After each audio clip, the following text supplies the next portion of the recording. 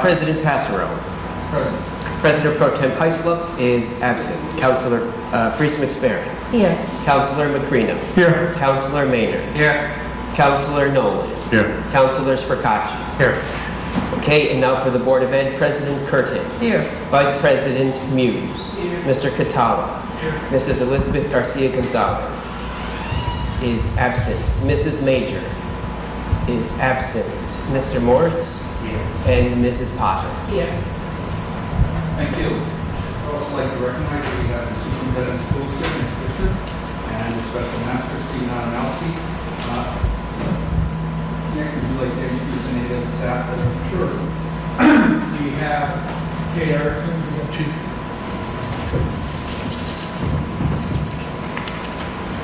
We have Kate Erickson, who's our chief academic officer, and freshly stolen from the day, we have Julianne Hankel, who's our communications manager. Let's see, and I think that's about it. Lou Allen is on his way. Thank you. So we have three agenda items tonight, and if we have time, or we'll save time for public comment towards the end. The first item on the agenda is the disposition of former Harbor School and the Little Red Schoolhouse. So these are issues that will impact both the Board of Ed and City Council in the decision-making process. Just by way of very brief background, and I think the way we'll handle this is what I'm interested in, and interested in other people's opinion, is just to see if there's any kind of consensus on any of the issues that are on our agenda. I don't necessarily believe we'll be taking action tonight. I think that it would be up to the individual bodies to go back and take whatever action on these issues they deem appropriate. But I thought it would be healthy for us to meet jointly and see if there's any consensus on some of these issues. The Harbor School has been, we're just finishing a 3 or 4 year school construction project. The new winter school opened last school year, and Nathan Hill School is proud to say going to open on time in a couple of weeks. And Harbor School is now vacant, and we have to make a decision on what we're going to do with that property. Whether it's going to remain with the school system and be repurposed for another use within the school system, or whether it'll be turned over to the city and what the city wants to do with it. The Little Red Schoolhouse, I'm less familiar with, and I'm hoping to be educated on tonight, but I've learned also and was requested to put that on the agenda because that building apparently is no longer being used. So I'll just throw that open to discussion. If anybody, Nick or Peg, if you want to give any more background on the status of any of these. I think you said it all, Michael. Nathan Hale has now moved down to his new building on Ocean Avenue, and Harbor School should be vacant. What I'm concerned about is what is Calvin's title? Fire Marshal's report concerning Harbor School. I really don't want to put any more money into it because we just don't have the money to do it. And I really think we should take a hard look to see what we're going to be doing with it. I know that the addition to the Harbor School is not that old as the building itself. Good Lord, I went to Harbor School. When I got out of there in 1948, it was 8th grade at the time. But it really is in disrepair in a sense. I'm concerned there's no elevator in there. I know they had some problems with the fire alarms. I don't know if we've addressed that, but I would prefer to see it go into the tax rolls eventually. As far as the Little Red Schoolhouse, it's not red anymore, it's cream colored, actually. It's closed. So I don't know, I haven't discussed anything with the superintendent, because I don't know what we plan to do with that, but that's some vacant rooms up there. Thank you. Thank you. Anyone else? Got some more people in there. The other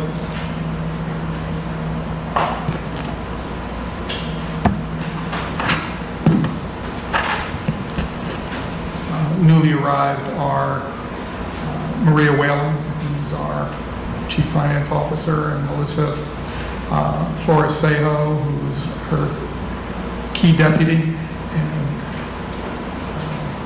a parent who I recognize, Megan Parrott. Great to see you here. That's it. Briefly, I did want to just say before we go into it, I want to thank you for having this meeting. I think we should get together more often as two boards together. We used to do that.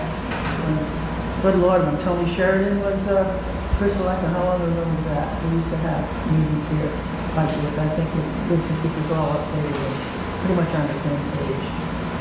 Thanks. Harbor School has about 42,000 square feet, and we have resolved the fire alarm issue with the fire marshal, and so that's taken care of. There are three potential purposes that we're looking at Harbor School for.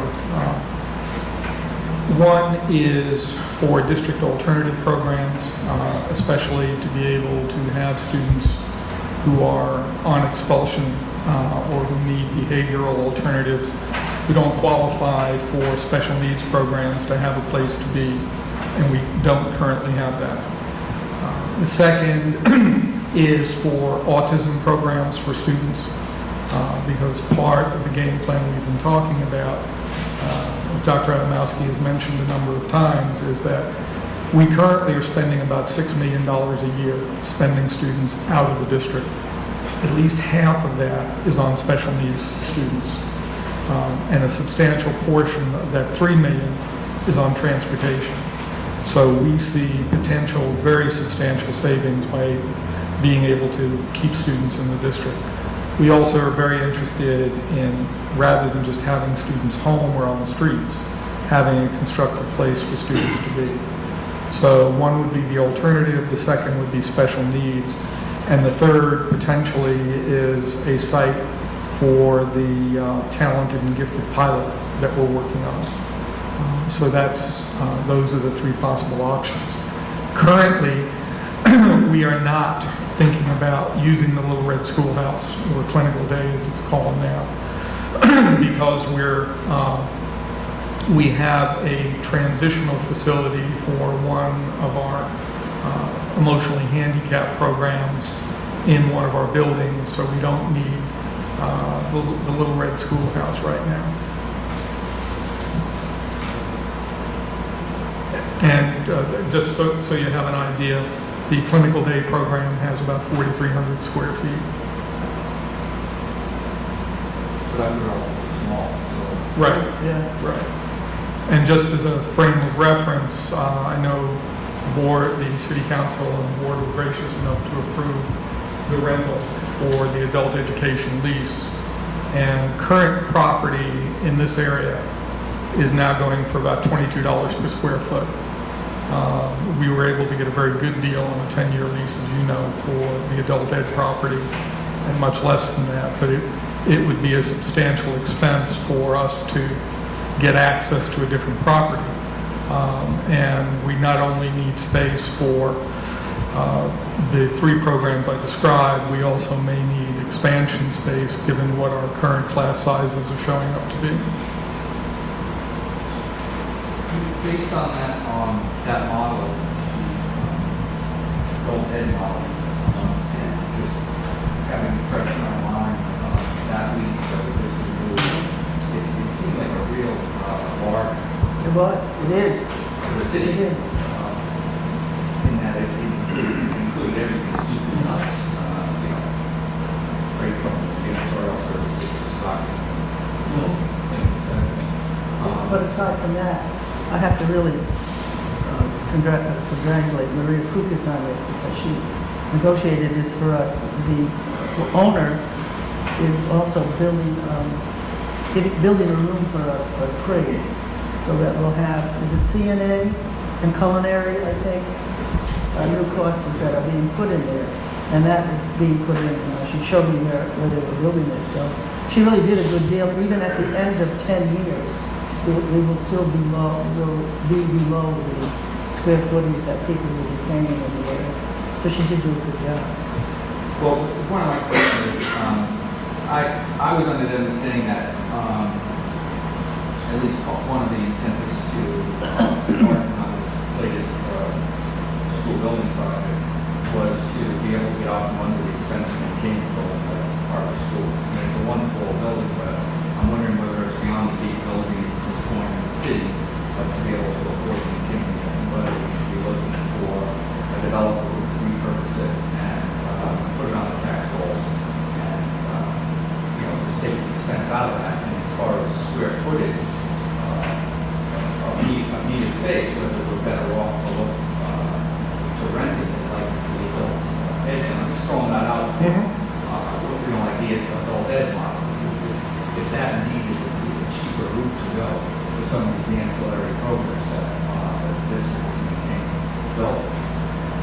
The thought or the option just occurred to me, what if there was a combination approach to this? If, for example, we used, I'm just throwing this out because it came to my mind, space at BP Learned. During the day, they have recreation, they have classroom space. We had a dual language program there about 6 years ago. What if we just used the new addition to Harbor for education purposes and left the rest of the property open to private development? If we took a multiple option approach to dealing with our space needs and just divide it up instead of looking for one silver bullet. I like the idea of rental, having janitorial and maintenance included so that we're not responsible because we can't do it.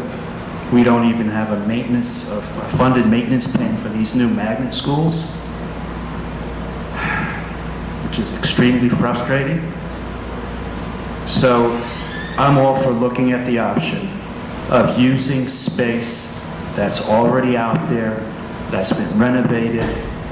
If not BP Learned, then perhaps another location. I just thought of that because it was a school for us at one time, dual language. Using the addition that was built in the 60s at Harbor for some of these purposes that Dr. Fisher mentioned, and then leaving the rest of the property over to the city for private development. That's all, thank you. There are other people questioning, people interested in, I sent it to you. No, I don't know. I mean, the decision on that would be based on a decision that the Board of Ed Right. made on whether they want to go.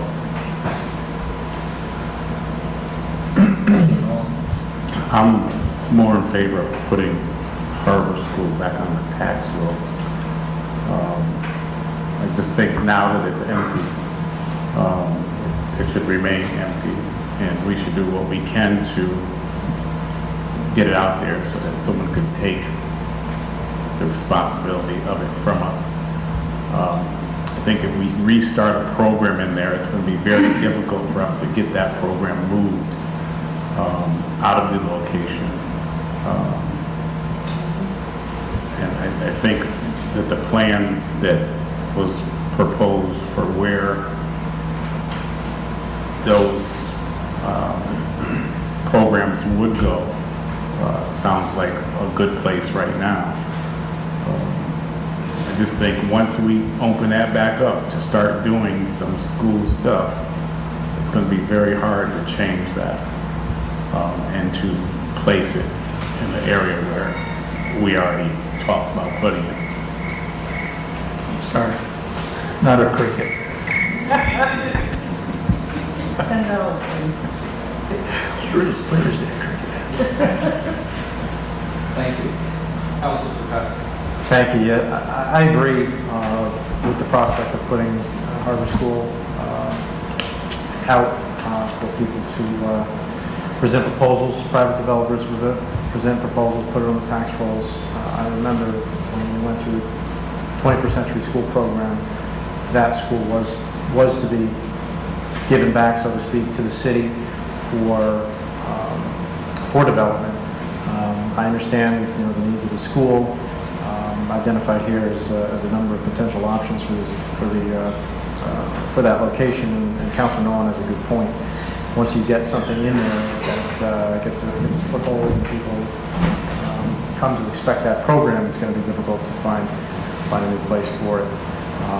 One word of caution, though, is that it has to be done well, properly, and you really have to think it out. It is a sizable building and it does need work. One thing I would hate to see happen is have it share the fate of Edgerton School, which is not in the best of condition right now, and was also identified as being given back to the city for the purpose of economic development. And I would not want to see that happen to Harbor School. So if we do decide as a group to go down this path, we really need to set up a plan to be able to point at and identify milestones and success points. Thank you. Does any board member want to say anything? Jason? Do you have something to say? I just want to make sure that when it comes to our spacing issues that was mentioned this evening about for our special ed population and the gifted and talented programs that we have coming, we want to make sure that we have good programs in place and in buildings, and I think that there has been a lot of work put into Harbor School. It's not in the bad shape that it was in when I used to work there. I think it's in a much better shape. I think it's in a condition that can be used for children. But I also would look at the options of looking at places to rent out like adult ed, so we do. I think the bottom line is that we're going to need the space, and that if we do have this building, let's make sure that we make the right decision, because I drive by Edgerton daily, and that was the plan there as well, economic development. And I think it's the Board of Ed's, we have to come together and say as a board that we want to turn it over to the city, and I think hopefully collaboratively we can make those decisions. Do you have your land feet yet? You've been on the water for 4 days, haven't you? Went on a cruise. Oh, nice. Sylvia, have anything? Sylvia? Okay, thank you. Dr. Fisher, I do like the programs you had mentioned, and I know I at one time was definitely putting the high school, Harbor School back on the tax roll. Them programs you talked about, would any of them fit into the rural schoolhouse? No. The difficulty, there are several pieces of this that I think both groups need to consider. One of the major reasons why the adult ed program works the way it does is that the state pays a very substantial portion of that is for the city and double checking on the percentage, I think it's more than 50%. Yeah, right, and if we move out of it, they wouldn't pay that. That's what Yeah. So that's part one. The second is the square footage of each learner we had to move out of because it couldn't accommodate the full breadth of the dual language program. And so we ended up having to go first to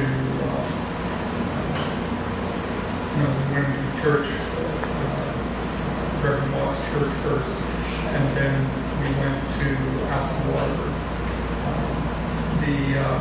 The next part is that we're seeing that we're also facing a timing issue, which is that we need, if we're going to start moving and saving money, we need to bring the students back now.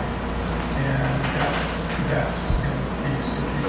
If you just take, let's just assume for a minute that we use the 42,000 square feet at Harvard, that we would use 30,000 square feet. That 30,000 square feet would be at $22 a square foot per month, which would be easily probably $20,000 or $25,000 a month. So that's something to consider in terms of where the funding for that would come from.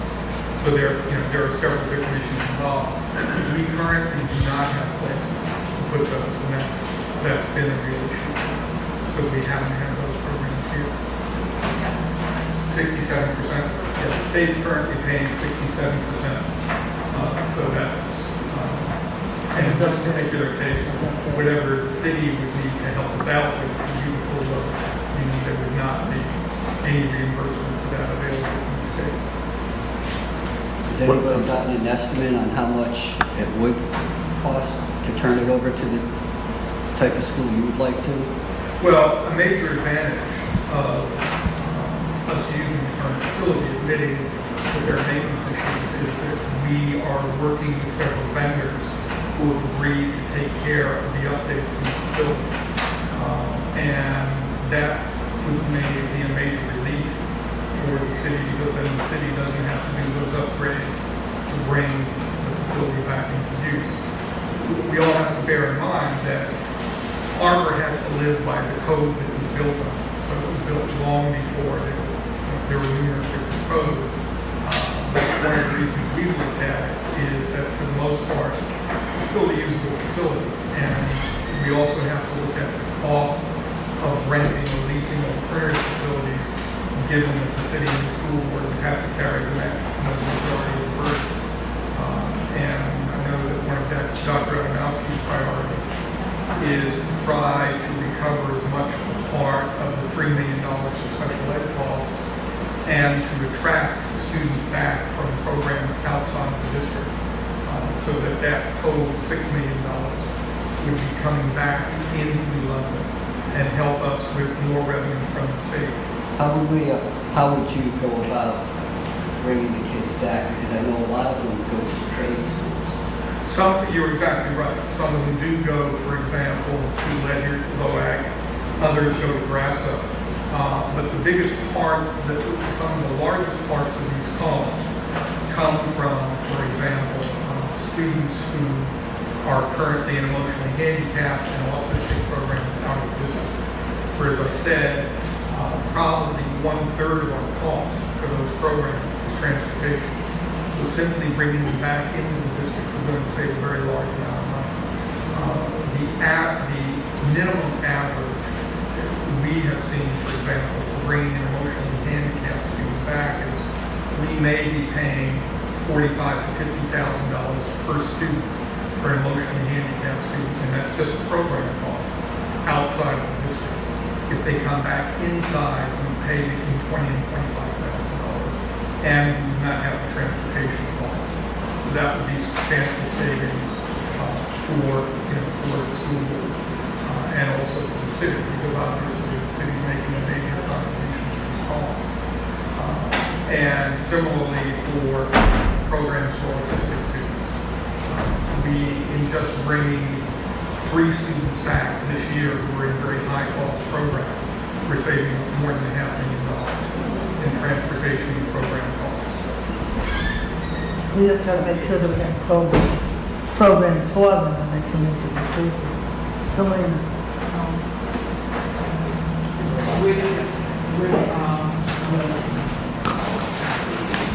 The Harbor School, I know, is it ADA compliant? I mean, we would have to.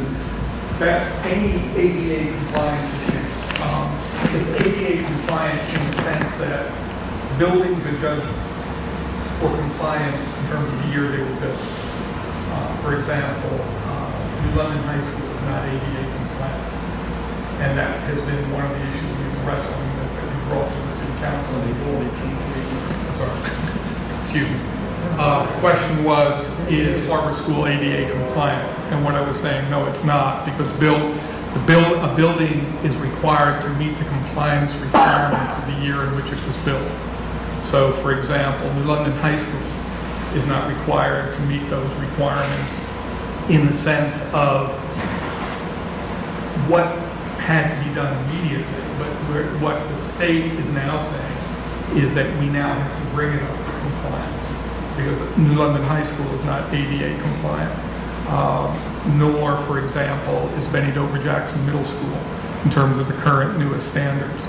So what we're doing, frankly, is we are trying to walk a line between the current standards and what we need to do to provide a facility that will in turn enable us to provide programs for students that will save taxpayers money and yet provide very effective programs for kids. We estimate currently that we can save more than $2 million a year by bringing students back into the district. And clearly, there's a major need for that. And that's, on the other side, for example, why we've worked very hard to make sure that at Winthrop, that we meet the state's requirements for magnet programming, because if we do that, we can bring $1 million into the city and to the school. But if we're looking at possibly bringing these programs back, bringing it to Harbor, then we need to make sure that it's handicap accessible. We have all that those students who need those services, that it will be provided. And what's the number? I mean, how many are we looking at in the programs? For one, I'm against separating the gifted and talented. And that's something among the board, I guess we'll have to discuss that. I can understand the other programs, but what's the plan for those alternative programs? What's the plan for the autistic programs? How many students are we looking at? What's the number right now that we're looking at if we do agree to have those programs at Harbor?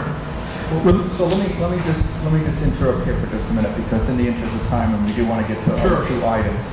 I think that I think you've got some compelling arguments there, and I think the way we should leave it is the Board of Ed needs to flesh out the uses that they see as practical for our school and the costs. And on our side, I think we need to look at, or ask the administration to look at, the possible opportunities for putting it on the tax rolls and getting us out from underneath the maintenance of it. So I think we have two competing arguments, and until we start to flesh each one out a little further, we won't be able to judge which is the better way to go. With permission, Chair, we've got a time issue. Because if we want to bring these programs back into the district, we need space, and we don't have it right now. And I know the board has been deliberating on these issues for several months as a part of the strategic operating plan. We will not accrue the savings that I'm talking about for this year on the special needs programs, putting aside the gifted and talented program, and whatever we might want to do with the alternative program, unless we start bringing these programs back now. As it is, we're going to have to do some juggling back and forth in terms of existing spaces with the emotionally handicapped program. So we're already running more than 2 months behind on this decision-making process. So when do you expect the Board of Ed to come to a decision on what their preferred use of Harbor School? The sooner, to be very honest with you, the sooner the better. Because the longer we play this out, we're facing one particular deadline of October 1. And the October 1 is the time when the state makes its count of student numbers. And they only do that once a year. All right, Dr. Adamowski. Mr. President, just for the benefit of the council members here tonight in particular, because I think the board has already had this discussion on numerous occasions as it was developing its budget. But for the benefit of the council members, I just wanted to provide a little bit of an aerial view of this issue. The district currently has $6.8 million going out of the district for outplacements of students in other schools and programs. That's an extraordinarily high number for a district of this size. And I would characterize this as the most serious budget issue that the district currently has. It has implications for the students that are out of the district, but it also has implications for the amount of money that the board can spend on the students it is educating here in New London. So we